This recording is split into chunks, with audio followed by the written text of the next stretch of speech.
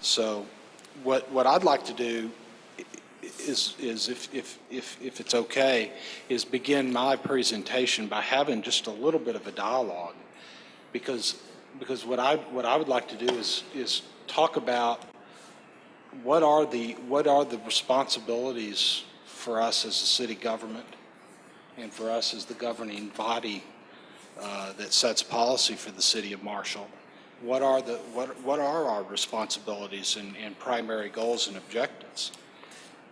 I tend to believe that, and what I'm trying to make the case for now, and I should hasten to point out I've been trying to make this case for 3.5 years, is that the city of Marshall has core responsibilities that we must meet. Included in those are the protection of life and property, and I think our first responders do an admirable job leading the charge in that department. Water and sewer plays a role in that, but setting life and property aside, which is a big part of our budget, another part of the core responsibility we have as a city to all of the taxpayers is to provide streets and working water and sewer infrastructure. Well, the bottom line is that we're not meeting that responsibility. Now we've changed our approach. Hopefully we've changed what I call our culture, management culture, a bit over the last few years, and we've made big strides in changing the way we budget for streets. Prior to 2011, 2011, our 10-year trailing average was about $400,000 a year spent on streets.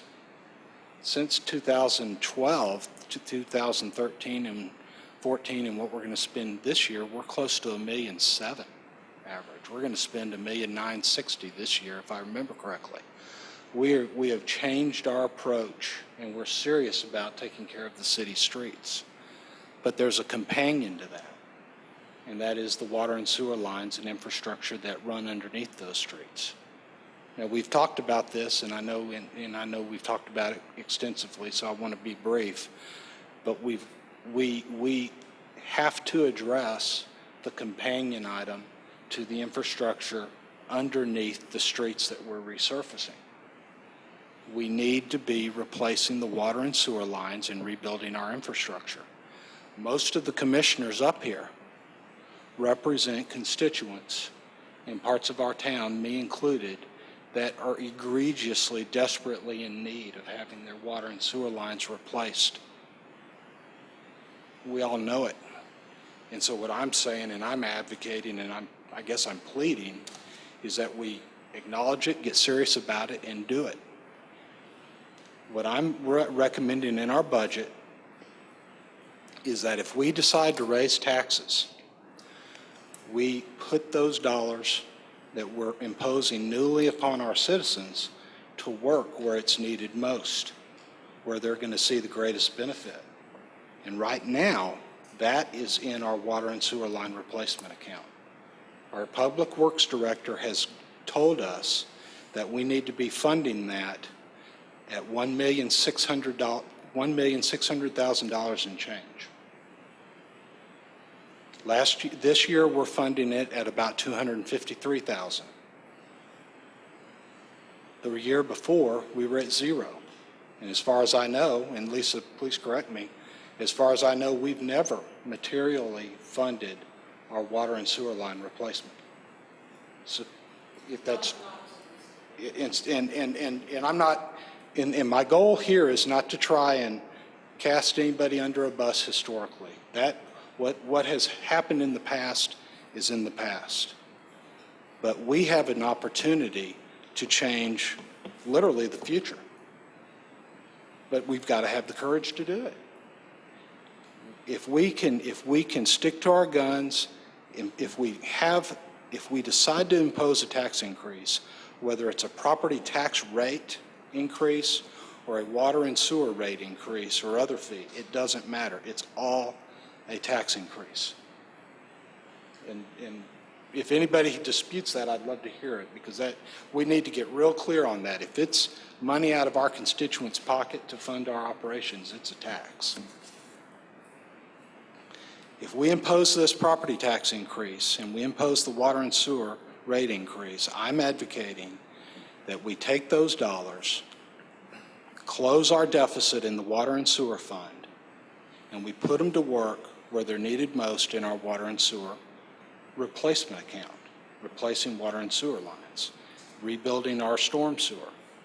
And by the way, I'm including the budget surplus from the general fund. And let's remember where that came from. That came from a SWEPCO audit that our city had the wisdom to have done. And good on us that we did it. But that money is there because of a SWEPCO audit and an estimated reduction in the amount it's going to cost us to pay our bills. Is that correct, Lisa? We didn't factor that amount in for 2016. It is in our reserves, but the 101 was not a reliance on reserves. It was. I've got one of your early budget worksheets here. It's buried, but I can find it. Okay. There's two pieces to the SWEPCO thing. One was an upfront lump sum payment of several $100,000. A second piece was a yearly savings that I remember was estimated by them to be 120 or so thousand. That's in one of your figures as a source of revenue. The utility savings is in there. I thought you were talking about the result of That's okay.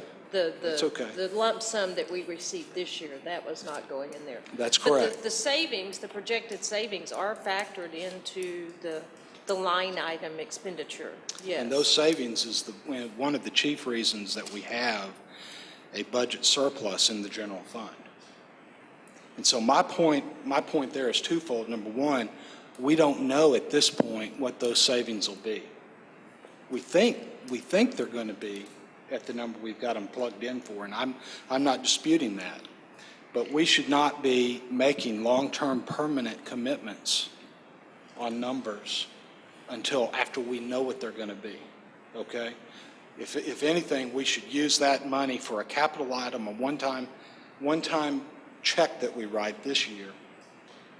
And then when we know we're going to have a surplus next year, then we consider making long-term permanent commitments with it. Anyway, I'm interested in feedback and other people's opinions and questions. But my position is essentially that we take if we increase the property tax rate, we take that increase plus the budget surplus.